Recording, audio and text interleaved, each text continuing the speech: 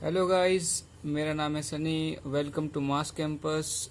और हम आज पढ़ेंगे जेनेटिक्स।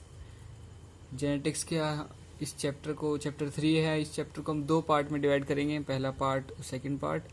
और इस पार्ट में हम देखेंगे कि जेनेटिक्स के बेसिक्स देखेंगे, इम्पोर्टेंट टर्म्स देखेंगे, और पनेट स्क्वायर और एक एग्जाम्पल के साथ इनहेरिटेंस कैसे होती है वगैरह वगैरह, और डोमिनेंट और रिसेसिव एलील। ठीक है। और नेक्स्ट पार्ट में हम देखेंगे sex determination in human beings और मेंडल के एक्सपेरिमेंट्स क्या क्या करे उसने। ठीक है, तो चलिए शुरू करते हैं पहला पार्ट।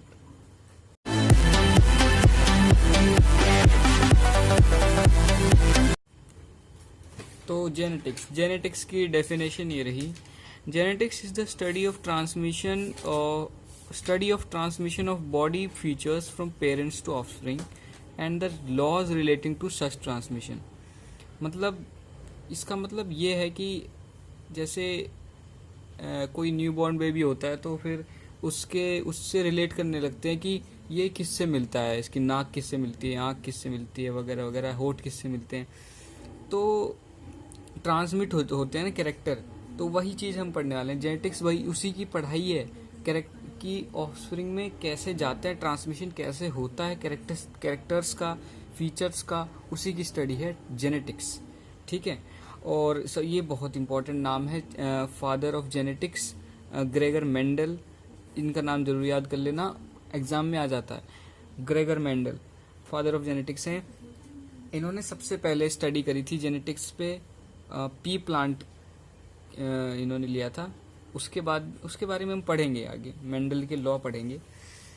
पहले जेनेटिक्स पढ़ने के लिए कुछ टर्म्स पता होनी चाहिए, उनके बिना पढ़ाई नहीं होगी। तो हम पहले वो टर्म्स देखते हैं जिन्हें जानना बहुत ज़रूरी है। तो सबसे पहले term gene. Gene is a portion of DNA that codes for a non cellular function और process. These are also called the unit of inheritance containing the information required to express a trait। मतलब जो chromosome होता है ना, chromosome पे कुछ part होता है, मतलब एक पोर्शन होता है, उसको जीन कहते हैं। वो जो है किसी फंक्शन के लिए जाना जाता है, मतलब जैसे टंग रोलिंग के लिए जाना जाता है, मतलब जीन होता है वो, एक पोर्शन डीएनए पे। ठीक है। और allele, next allele. Allele is one of a number of alternative form of same gene। Alleles refer to a pair of genes responsible for particular characteristics in an individual। मतलब allele है क्या? Allele जो है ना, gene के दो type हो सकते हैं, या तो डोमिनेंट होगा या रेसेसिव होगा। ठीक है, या तो डोमिनेंट एलील या रेसेसिव एलील। तो उस एलील को वही कहते हैं, एलील वही है जीन का पार्ट। जीन के दो पार्ट हो सकते हैं ना, डोमिनेंट या रिसेसिव। ठीक है। हाँ, तो होमोजाइगोस और प्योर कंडीशन।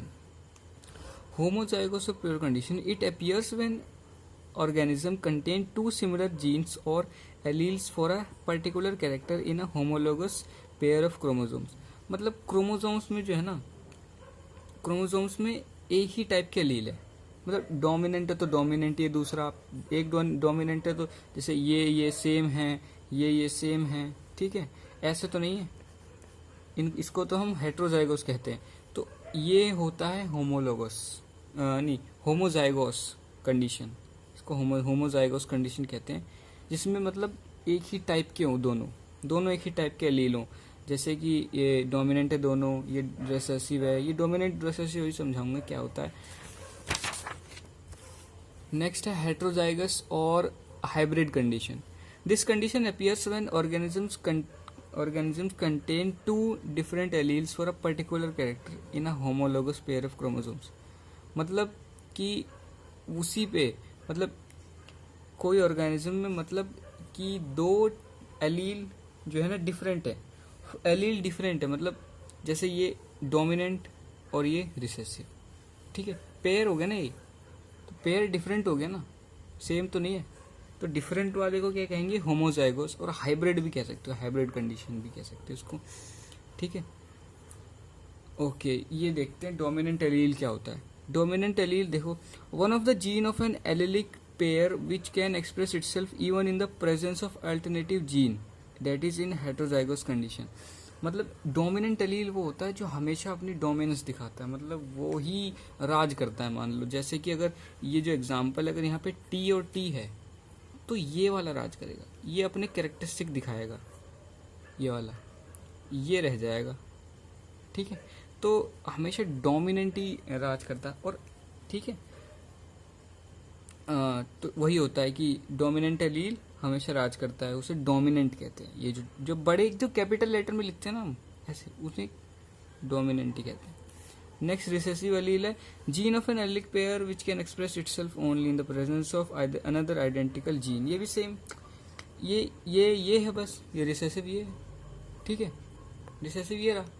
अब देखो ये समझो कि डोमिनेंट जो है ना हमेशा अपनी डोमिनेंस देगा, और अगर वो वहाँ पे प्रेजेंट है तो वो डोमिनेंस देगा. मतलब अगर ये दोनों है तो ये अपने कैरेक्टरिस्टिक दिखा पाएगा सिर्फ, ये बड़ा वाला टी नहीं तो नहीं दिखा पाएगा, ये नहीं दिखा पाएगा. अच्छा, ये कब दिखा, रिसेसिव जीन कब दिखा सकता है, रिसेसिव एलील कब दिखा सकता है अपनी कैरेक्टरिस्टिक? ये दिखा सकता है इस कंडीशन में, दोनों ही स्मॉल टी हो, मतलब दोनों ही रिसेसिव एलील है, जब ही वो अपनी कैरेक्टरिस्टिक्स दिखा सकता है. नहीं तो ये कंडीशन हो चाहे ये कंडीशन हो, हमेशा डोमिनेंट ही राज करता है. ठीक है, आगे है एकदम फिनोटाइप आर द फिजिकल और observable characteristics of an organism which are genetically controlled. मतलब जो हम देख सकते हैं उनको, मतलब जो फिजिकली हम देख सकते हैं उनको कहते हैं. ठीक है, ये और डिटेल में पता चलेगा आगे, अभी इतना समझो बस. और genotype is the genetic makeup of an organism. मतलब उसके अंदर रिसेसिव और एलील, रिसेसिव और डोमिनेंट कैसे हैं, किस रेशियो में हैं, वो होता है जीनोटाइप अंदर का, विजुअली ऑब्जर्वेबल. ठीक है, मतलब फिजिकली हमें नहीं दिखता वो. ठीक है, ओके, तो आएगा इनहेरिटेंस का एग्जांपल. जैसे ये रहा, ये रहा इनहेरिटेंस का एग्जांपल. टंग रोलिंग का एग्जांपल लिया. टंग रोलिंग मतलब देखो, जैसे रोल करते हैं ना टंग, ऐसे कुछ बच्चे कर पाते हैं, कुछ नहीं कर पाते. जैसे ये कर पा रहा है, ये नहीं कर पा रही. ठीक है, तो यही होता है. तो टंग रोलिंग का एग्जांपल लेते हैं. ये इसे हम पेडिग्री चार्ट कहते हैं. इसका नाम याद कर लो, इसे पेडिग्री चार्ट कहते हैं हम, पेडिग्री चार्ट. ठीक है, इसमें सर्कल से तो हम जो है फीमेल को दिखाते हैं और स्क्वायर से मेल को दिखाते हैं. ये याद कर लो. ठीक है, आ सकता है एग्जाम में, आ सकता है. ठीक है, तो हम टंग रोलिंग का एग्जांपल से समझते हैं सब कुछ. ठीक है, मदर और फादर है, उनके 3 बच्चे हैं. ठीक है, मदर रोलर है, मतलब अपनी टंग रोल कर सकती है, और फादर भी रोलर है, मतलब फादर भी टंग रोल कर सकता है अपनी. ठीक है, उनके बच्चे में देखो क्या क्या है, 2 लड़की और 1 लड़का. मतलब देखो, तो एक लड़की रोल नहीं कर पा रही, अपनी टंग रोल नहीं कर पा रही, नॉन रोलर है, और ये लड़का कर पा रहा है, और ये लड़की भी कर पा रही है. ठीक है, ये कैसे हुआ?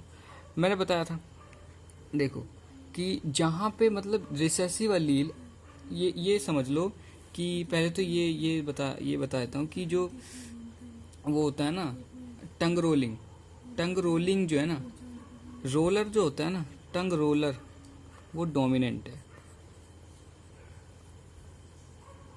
ठीक है, और जो नॉन रोलर है ना, मतलब नॉन रोलर जो होते हैं वो रिसेसिव है, वो रिसेसिव एलील में आता है.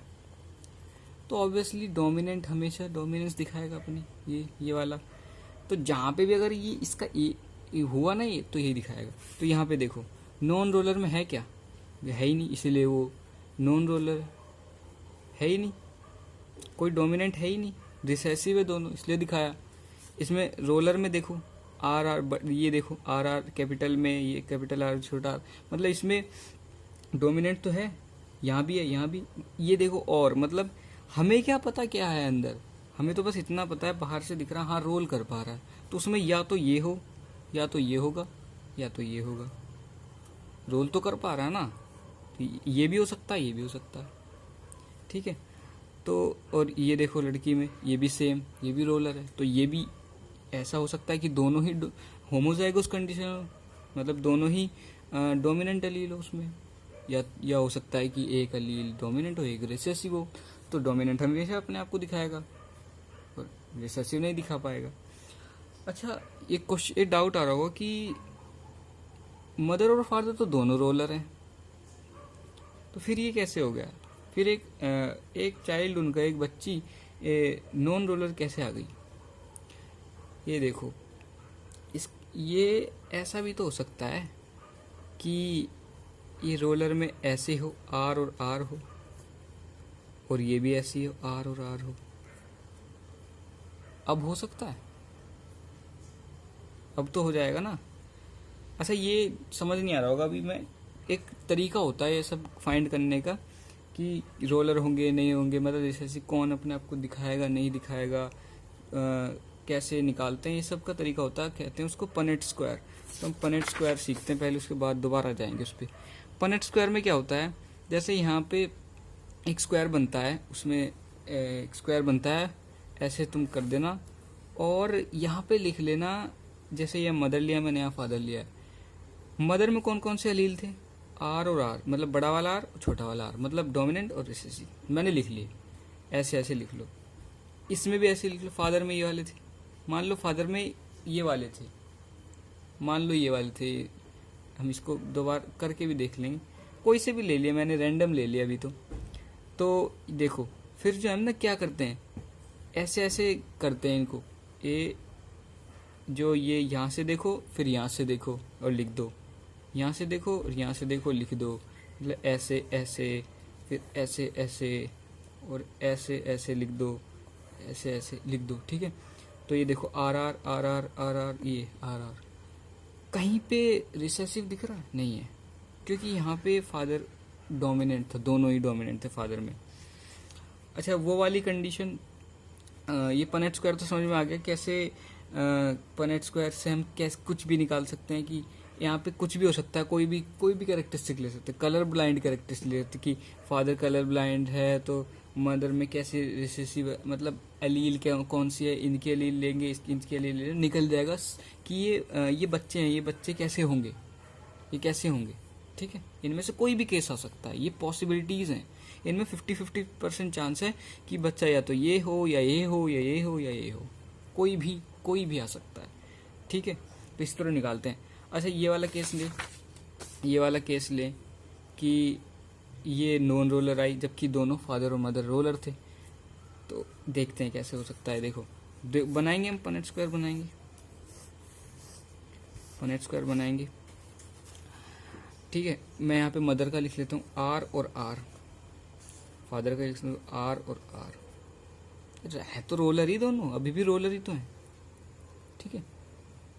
तो अब देखो करो, ये होगा ये आर और आर, और ये एक वो होता है कि रूल होता है कि हमेशा कैपिटल वाले को हम आगे ही लिखते हैं, ठीक है।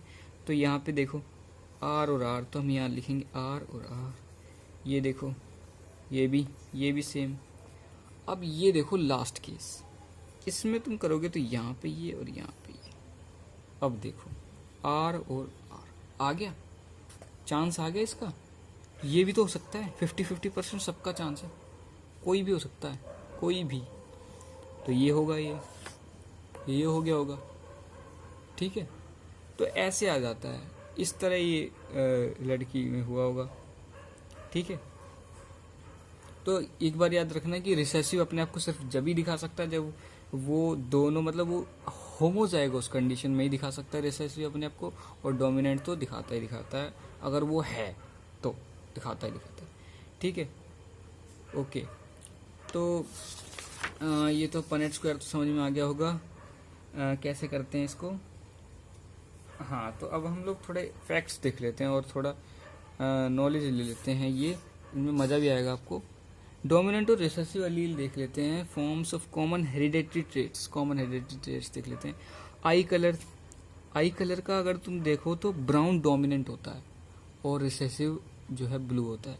तो हमेशा तुमको ज़्यादातर जो दिखेंगे ना, ब्राउन वाले दिखेंगे, ब्राउन वाले, क्योंकि वो डोमिनेंट है वो, क्योंकि हमेशा अगर वो उसका एक भी पार्ट हो तो वही होगा, वही राज करेगा, वही दिखेगा, तो हमेशा तो मतलब डोमिनेंट ही दिखेगा, तो ब्राउन है, ठीक है, डोमिनेंट ब्राउन।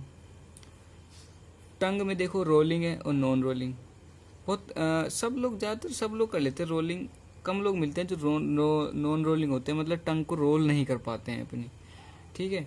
हैंड भी देखो, राइट हैंडनेस और लेफ्ट हैंडनेस, डोमिनेंट है राइट हैंडनेस, तो राइट हैंडनेस ज़्यादातर राइट हैंड ही लोग मिलते हैं, तो क्योंकि वो डोमिनेंट है ना, अपने आप को दिखा देता है। ईयर लोब फ्री या अटैच्ड, फ्री मिलता है ज़्यादातर, ठीक है। ब्लड ग्रुप देखो पॉजिटिव, ज़्यादातर पॉजिटिव मिलता है क्योंकि वो डोमिनेंट है, पॉजिटिव नेगेटिव, ठीक है। लिप्स भी थिक और थिन, ठीक है। तो ये थे फैक्ट्स और ये बड़े अच्छे थे, मज़ा आया होगा।